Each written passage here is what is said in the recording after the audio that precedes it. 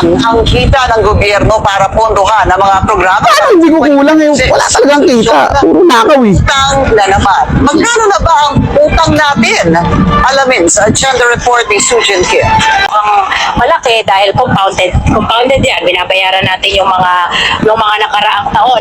Dahil dito, inaasahang lalaki pa ang national debt at posibleng umabot sa mahigit 19 trillion pesos sa pagpasok ng 2026. Ito. Pero giit ng DBM, 2026, 19 trillion na agad utang mo. na lamang ngayon. BBM. Kumpiyansa rin sila sa debt to GDP ratio ng bansa.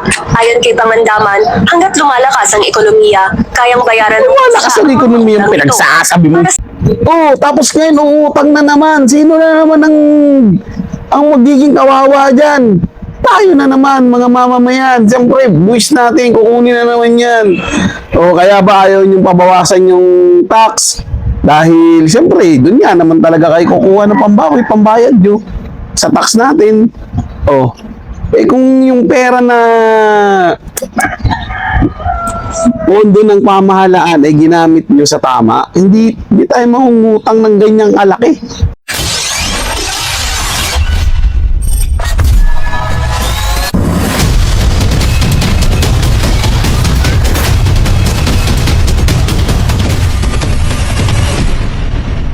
So, eto na mga insan. Ay, nako, Reaction Insan muling nagbabalik at hindi ko alam kung ikatutuwa nyo ang balitang ito o ikaiinis nyo. Sigurado ako sa side ng mga ululistang tanso, matutuwa to.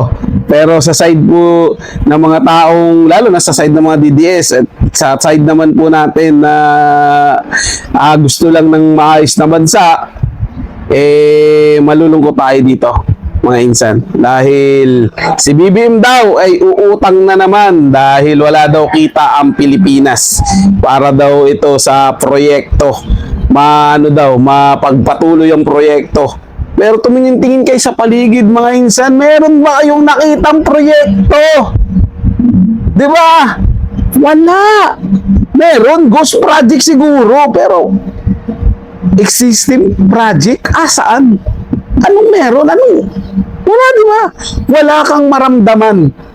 O sasabihin ng mga tansong talanga dyan, lumabas ka kasi sa lungga mo, lagi ako nasa kalsada. Wala ako nakikitang proyekto. Wala kaming nararamdaman, kami mga ordinaryong tao. Kami mga maralitang manggagawang Pilipino, wala kaming nararamdaman sa proyekto ng gobyernong ito. Tapos uutang kayo. Bubulsa na naman? Uy, may yaya naman kayo. Puro na lang utang ang bansa natin. Tapos wala naman kayong magandang proyektong ginawa rito sa Pilipinas. Huwag naman masyadong makapal ang pagmumukha. Ba? Puro utang tapos walang proyekto. Ano yan? Ginagawa niyong araw-araw yung pangungupit. Huwag naman galing. O, ito mga insan, panoorin natin to. Kulang ang kita ng gobyerno para pondohan ang mga programa. Paano hindi ko kulang eh? Wala talagang kita. Puro nakaw eh. Utang na naman. Magkano na ba ang utang natin? Alamin sa agenda report ni Sujin Kim. Balak na namang umutang ng pamahalaan. Nakaambang umutang ang Pilipinas ng halos 2.7 trillion pesos para mapunan ang 2.7 fiscal deficit trillion, ng laki 1.6 dyan. trillion pesos para sa budget sa susunod na taon. Because kulang ang ating revenues para matugunan yung nasa budget natin. Again, yung utang na yan will make sure na makakarating, sustainable, at makakarating doon sa mga Makakarating gamit, maleta? mataas ang productivity.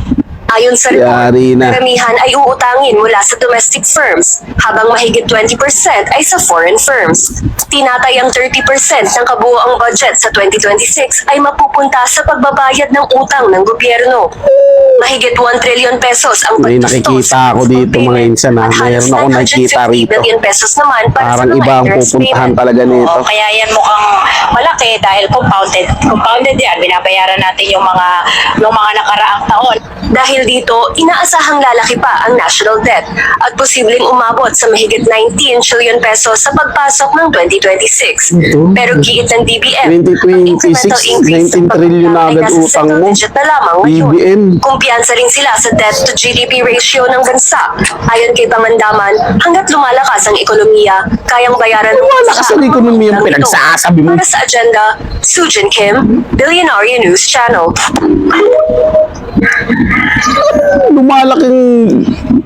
Lumalagong ekonomiya, pinagsasabi mo.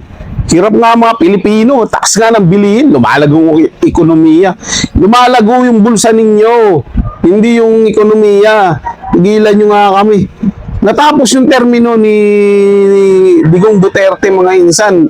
Di ba sinasabi nila, utang daw, abo ang utang, 17 trillion or something, matang ganon, 17.2, ganon. Ito si Bongbong Marcos. May 2 taon pa siya, 2028 siya matatapos 2026 budget pa lang tong pinaghahandaan nila O sabihin na natin itong project na sinasabi nila Utang sila 19 trillion na. Diba, hindi pa siya tapos sa termino niya. Ganyan na yung utang niya. Diba? Tapos walang proyekto. Ikumpara natin sa panahon ni Digong Duterte, mga insan. Pandemic pa nun. Pero may mga build program. May ayuda ang mga Pilipinong apektado sa pandemya. Di ba? Si BBM walang pandemya, pero wala kang nararamdaman. Di ba? Oh, tapos ngayon uutang na naman. Sino na naman ang magiging kawawa diyan? Tayo na naman, mga mamamayan. Siyempre, buwis natin, kukunin na naman yan. O kaya ba ayaw niyong pabawasan yung tax?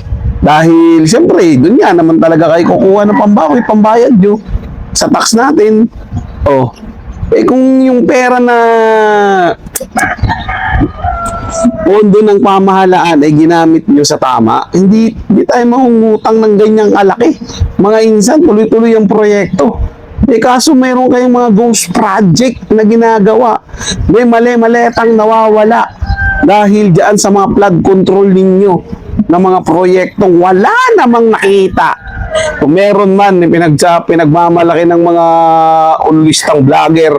Phase 1 kasi yan, phase 2. Kwento mo sa Pagong, phase 1, phase 2. Proyekto, ititenga mo, tulay, titenga mo. Diba? Drainage, flood control project, ititenga mo, phase 1, phase 2 mo. Pero yung budget na hiningi mo, buo. Tapos yung gagawin mo, phase 2, phase 1, paano yun? Diba? Tapos ngayon, utang na naman. Para saan na naman niyang utangin na yan? Ako, mga insan, hindi ako naniniwala sa mga pinagsasabi niyo para yan sa proyekto. Kayo na lang maglokohan. Diba? Kinakawawa nyo lang ang mga Pilipino. Kinakawawa nyo lang ang Pilipinas. Ay nako, sana 2028 na para mapalitan na sila. Paalam po.